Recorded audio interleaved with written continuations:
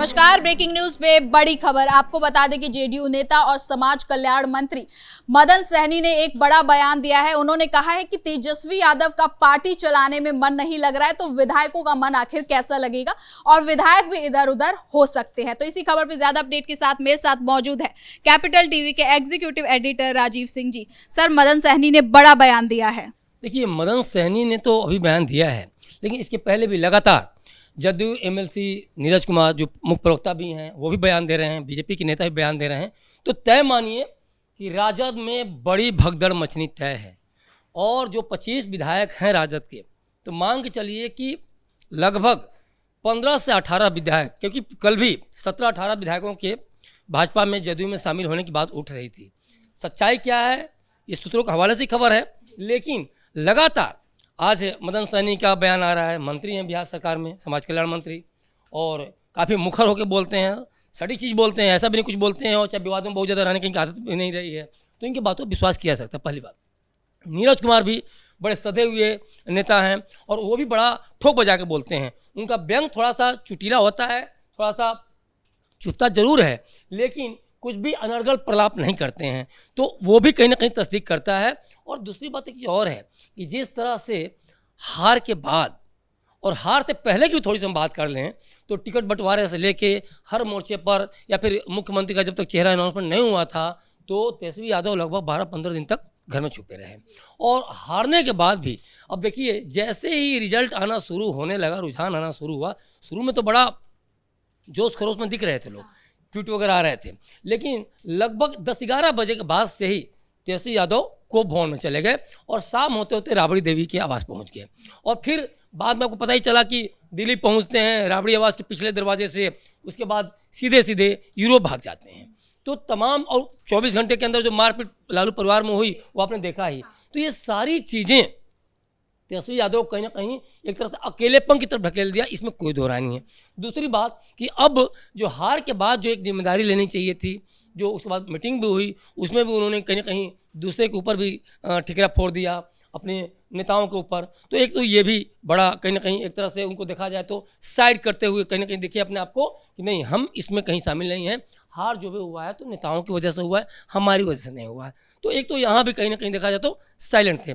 उसके बाद जब ये यूरोप चले जाते हैं, तो उसके पहले इनको चाहिए था कि लोगों के साथ, कार्यकर्ताओं के साथ एक समीक्षा बैठक करते, एक अंजाम पर पहुंचते, आखिर क्या कमी रह गई, कहाँ गलती रह गई, या फिर हमें आगे क्या करना चाहिए। तो ये सारी चीज़ें देखिए तो पूरा का पूरा तेजस्वी यादव पर सवाल खड़ा कर गया।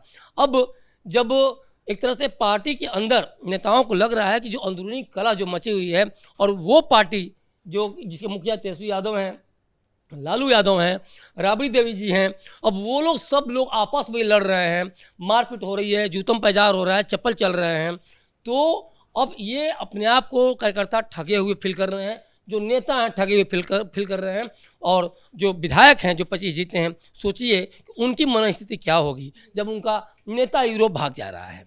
अब तो इसलिए सबसे बड़ी बात है कि देखिए, जब कितनी मुश्किल से 75 सीटों पे कल जब जीते थे, तो कितनी मुश्किल से जो 25 सीटें बची हैं, जो विधायक जीते हैं, तो उनका राजनीतिक भविष्य क्या होगा। सबसे बड़ी चिंता इस बात की, 5 साल जो चुनाव होता है 5 साल बाद, तो बड़ा मुश्किल से चुनाव लोग जीतते हैं। इतना आसानी से नेताओं को पावर तो मिलता है, लेकिन लगता है कि अरे कितना आसान है, लेकिन वो कुछ बाकी नहीं रह जाता है, हाथ जोड़ते जोड़ते और जो चप्पल जूते घिस जाते हैं। तो अब इनको लग रहा है कि हमारा राजनीतिक भविष्य क्या होगा। तेजस्वी यादव का कुछ चल नहीं रहा है, लालू यादव बूढ़े हो गए हैं, अस्वस्थ हैं, इसीलिए सिंबल छीन लिया जा रहा था। तो जो नेता अन्य लोग हैं तो नागिन डांस करते हुए देखे गए थे, पहले कुर्ता फाड़ प्रदर्शन चल रहा था, तो ऊपर से लालू और राबड़ी के ही काफिले को घर को घेर लिया जा रहा था। तो इससे जो चुनाव के समय में जो गतिविधियां हुई, तो ये पूरा का पूरा क्लियर हो गया कि जिस तेजस्वी यादव को हम तेजस्वी यादव समझते हैं, या जिस लालू फैमिली को हम लालू फैमिली समझते हैं, और ये समझते हैं कि राजद का पूरा कंट्रोल है, वो कंट्रोल कहीं ना कहीं अब हाथ से निकल चुका है। तो ये एक बड़ा मैसेज कहीं ना कहीं चला गया है कार्यकर्ताओं नेताओं के बीच में। तो इसीलिए यही विधायक अब अपना देख रहे हैं राजनीतिक भविष्य, और वो कहीं ना कहीं एक चीज़ देख रहे हैं साफ साफ कि अब 5 साल ही नहीं, जिस तरह से घोषणा पत्र को लेकर पहले दिन से ही अमल में लाना शुरू कर दिया गया है, तो वो एक मैसेज दे रहा है अगले 15-20 साल तक तो कहीं भी किसी भी कीमत पर एनडीए सरकार बिहार से नहीं हिलने वाली है। इसके साथ ही मुकेश सहनी जो गठबंधन के नेता है, उनसे भी जब बिहार को लेकर सवाल किया गया था तो उन्होंने कहा कि बिहार पे अभी हमारा फोकस नहीं है। देखिए, मुकेश सहनी की तो खैर यहाँ बड़ा अगंभीर नेता हैं, उनके बारे में तो खैर बहुत क्या आप कहा जाए, बिल्कुल आप सही कह रही हैं, फोकस उस पर भी नहीं था। और तेजस्वी यादव जो बोले कि हर परिवार को नौकरी देंगे, उस पर भी उनका फोकस हट गया था। उन्होंने ही बोला था कि कुछ टर्म एंड कंडीशन लागू होंगे। तो अंदर जो दिमाग में रहता है ना, और दिल में जो रहता है और जुबान पर कुछ और रहती है, तो वो कहीं ना कहीं बिहार की जनता ने इस पर पहचान लिया और इसीलिए इन सबों को बाहर कर दिया। तो अब सबसे बड़ी बात है कि जो नेता अपने राजनीतिक भविष्य को लेकर चिंतित हैं, तो वो करें क्या? या तो जदयू में जाएंगे या फिर भाजपा में जाएंगे, और इसमें भी पूरी संभावना है कि भाजपा में जाएंगे, क्योंकि भाजपा को जिस तरह से मोदी का एक तरह से वरदान प्राप्त है, अमित शाह का वरदान प्राप्त है, और जिस तरह से संसद में भी राहुल गांधी को जो देखा गया, जिस तरह से वंदे मातरम पर अपनी बातें रखते हुए, उस पर तो वैसे भी मिट्टी पलित हुई है। सोनिया गांधी के जो वोटर अधिकार को भी लेकर हुआ कि भाई सिटीजनशिप बाद में लेती हैं और वोटर लिस्ट में नाम पहले जुड़ जाता, तो ये सारी चीज़ जिस तरह से घेरा गया, तो ये समझ में आ गया है राजद को, कांग्रेस नेताओं को, कि इन लोगों से कुछ नहीं होने वाला है। इन लोगों के पास ना अपनी बातें रखने आती है, न इनके पास ना कोई विजन है, न रोड मैप है। और ये तो देखिए, बिहार के चुनाव में लोगों ने देखा था, जिस तरह से बिहार अधिकार यात्रा निकाला गया, वोटर अधिकार यात्रा राहुल द्वारा निकाला गया, तो उस समय भी देखा गया कि भाई अब वही नेता पूछ रहे हैं कि जो तुम लेके निकले थे बिहार अधिकार यात्रा पर तेजस्वी यादव से कि वोट चोरी, और जो राहुल गांधी भी कहते रहे अपने वोटर अधिकार यात्रा में, तो कहाँ हुआ वोट चोरी? हमें तो कोई दिखा नहीं। अब उस वही नेता जब जा रहे हैं अपने क्षेत्र में, तो जनता पूछ रही है कि तुमको किसने कहा था इस मुद्दे को लेकर जाने के लिए? ये तो कहीं से भी देखने को नहीं मिला। तो पूरा का पूरा चुनाव एक गलत नैरेटिव की भेंट चढ़ गया, और अब इसीलिए इनको अपना दिख रहा है राजनीतिक भविष्य कि अब 5 साल हम क्या करेंगे, क्योंकि आप डेवलपमेंट को भी तय मानिए, जिस तरह सरकार काम कर रही है, तो इसमें इनका जो काम होगा ना, ऊँट के मुंह में जीरा ही दिखेगा, तय मानिए। जिस तरह ग्रीन फील्ड से लेके और जो एक्सप्रेस वगैरह की बात है, या फिर जिस तरह से सेंटर से जो पैसा आ रहा है इसको लेके, या फिर जीविका दीदियों को लेके इन्होंने चाहे कितना भी प्रलाप किया, ये रेगुलर कर देंगे, 30,000 रुपया दे देंगे, किसी ने भी विश्वास नहीं किया। विश्वास उसी जीविका दीदी को 10,000 देने को लेके किया, जो कि वो 50-50 हज़ार में 4 किस्त में जाएगा, फिर 2 लाख जाएगा, जो नीतीश सरकार ने, मोदी सरकार ने एक तरह जो इंडायरेक्टली जो कहा जाए तो घोषणा की थी। तेजस्वी यादव विश्वास किसी नहीं किया। तो ये पूरा का पूरा देखिए, जनता ने एक तरह देखा जाए तो खारिज कर दिया।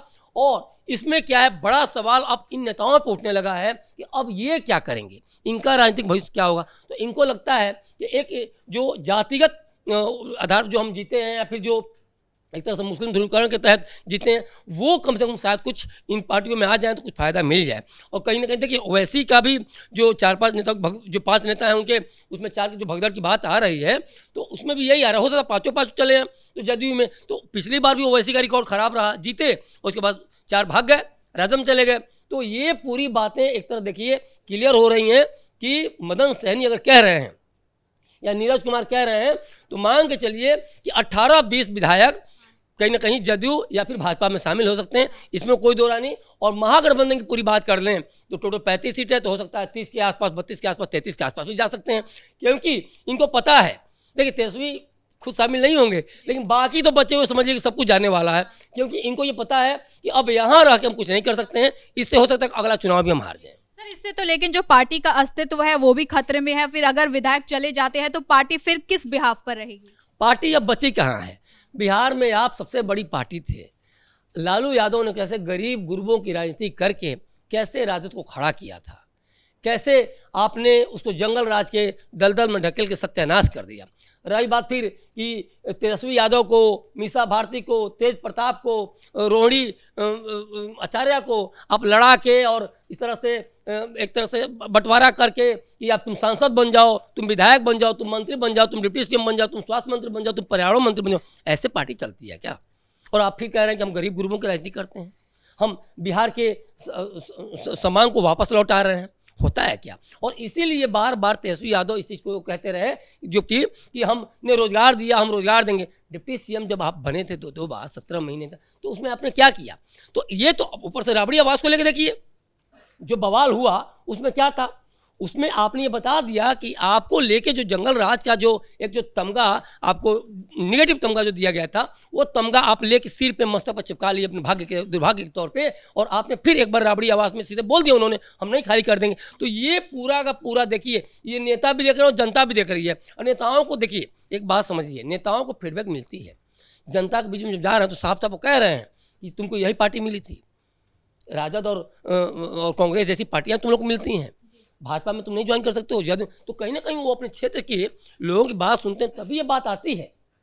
और अगर इसमें सच्चाई है तो तय मानिए 18-20 विधायक कहीं नहीं गए हैं, और पूरे महागठबंधन की बात करें तो 30-32 विधायक कहीं नहीं गए हैं, और वो जदयू में चाहे भाजपा में शामिल हो सकते हैं। तो यहाँ मदन सहनी या नीरज कुमार या फिर बीजेपी के अन्य नेता और जो बयान दे रहे हैं पूरा सटीक है। दूसरी बात, इनको काउंटर करने वाले राजद के कुछ प्रवक्ता वगैरह भी हैं, चितरंजन वगैरह या अन्य मौलाना प्रवक्ता भी कुछ हैं, लेकिन उनकी बातों में दम इसलिए नहीं है कि वो किसी तरह से पलायन की जो बात करेंगे, नहीं नहीं पलायन के खिलाफ वोट दिया गया। कितना वोट दिया गया? 25 विधायकों को लेके आपको बैठा दिया गया है, ना आप इधर कर रहे हैं ना उधर कर रहे हैं, और आप कह रहे हैं कि पलायन को लेके वोट दिया गया है। तो ये गुमराह करने की जो प्रवृत्ति अपने नेता से इन लोगों ने सीखी है ना, वो इसकी दाल नहीं गलने वाली है। और तय मानिए कि 5-7 दिन के अंदर ही आपको 20-25 विधायक टूट सकते हैं, इसमें कोई दो राय नहीं है।